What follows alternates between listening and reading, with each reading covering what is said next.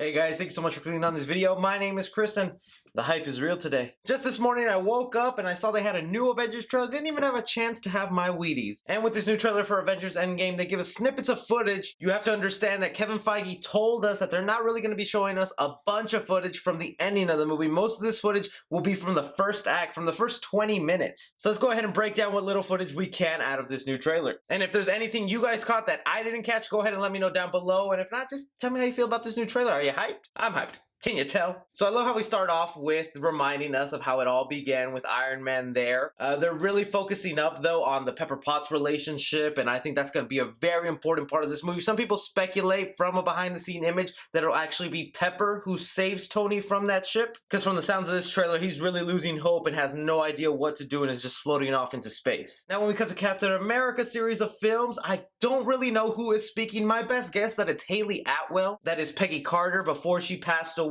Probably a little pet talk or one of the sessions they had when he was visiting her in the nursing home. Other than that, I don't see any other significant person who has a voice like that would be talking for Steve Rogers' flashback. And plus, if these flashbacks are hinting to something important, like with Tony and the Pepper situation, could they be hinting at, with possible time travel in this movie, that Steve Rogers is going to come in contact again with a young Peggy Carter? And then right here, you know they're trying to hit you in the feelings with the Hawkeye story. They're definitely hinting that Hawkeye's family is no more. They most likely got dusted away at the end of Infinity War. I mean, you could just see how happy Clint is here, showing his daughter the ropes of how to shoot a bow and arrow. And then cut to all life is lost, my heart is dead, Hawkeye. And you can't tell me that guy still has his family. To me, I'm just curious to see how this is going to integrate with the plot of the movie, why he's hunting down all these mobsters after the world's ended, why he didn't contact the Avengers long ago. But from later shots of the trailer, we can see they get Clint back on the good side because he's teaming up with them, or it could just be an ultimatum of, look, I'll team up with you for one last mission, but after this, we're done, man. I can't risk my family being in danger again. But I think they find Clint early on, because if you look at Black Widow looking at Hawkeye here, she doesn't have her red hair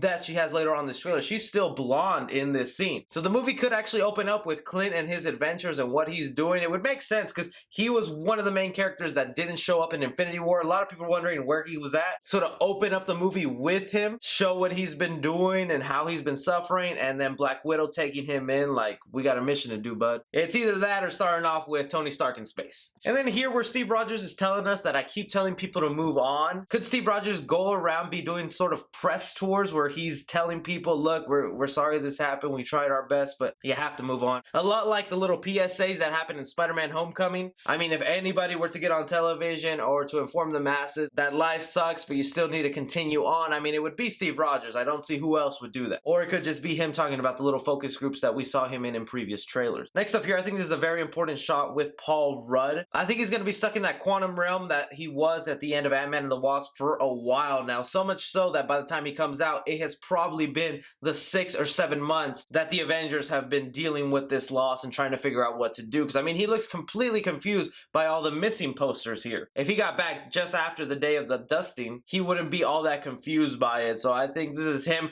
jumping into the world, a lot like Captain America did in his movie towards the end of First Avenger, where he feels like he's in a different dimension, doesn't know what's going on, and then obviously goes to the Avengers to be like, hey, what happened? One of my favorite shots too of this trailer is Rocket on top of War Machine. War Machine was always one of my favorite characters that they introduced into the MCU, and to me he's only had one badass scene, and that was in Iron Man 2. And his upgraded suit in this looks a lot meatier, a lot bulkier, and I dig it. And with the type of engineer that Rocket is, you know he gave him some sort of upgrades. It's also probably why he's trusting him to get on his back, because he knows that suit is well equipped. Not to mention, also love the little costume that Rocket has. Really great addition from the comic books. Something I want to point out that happens later in the trailer, we see Ant-Man what looks like jumping off a pencil and escaping some sort of death trap. But if we go back to a little early on in the trailer, when we look at Paul Rudd in his suit but not with his mask on, if you look at the background and play just those 3 little seconds, you can see it starting to light up like there's about to be an explosion. And another part in the trailer where we see an explosion occurring is here with Hawkeye. This could be probably someone attacking Avengers base, something going down where the Avengers are going into action early on in this movie. Because if it's true that this footage is all from the first 20 minutes, they have to have have some sort of action scene going on, because there's a lot of action going on in these trailers. I mean, Rocket on War Machine,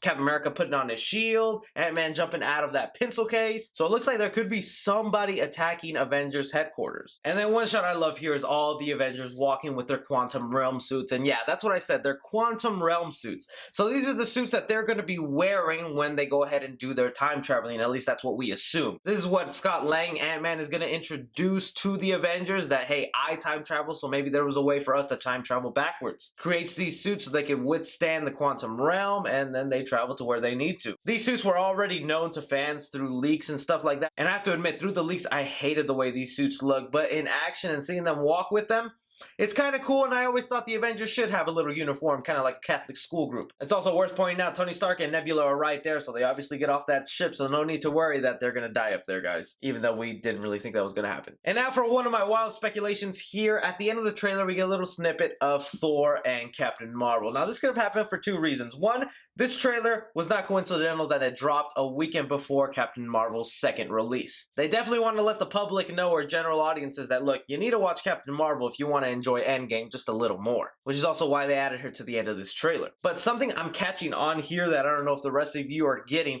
is when Thor and Captain Marvel are looking at each other, they look pretty familiar with each other, like they know who they are. I have to think that in the 20 years since we saw Captain Marvel in her movie to now, 2019, and especially if this movie takes place just a few years in the future, it could be 30 years since we've seen Captain Marvel. So in those 30 years, she was traveling the cosmos, fighting other planets, helping other people, and another person who also travels the cosmos in some way was Thor, and he's been around for thousands of years.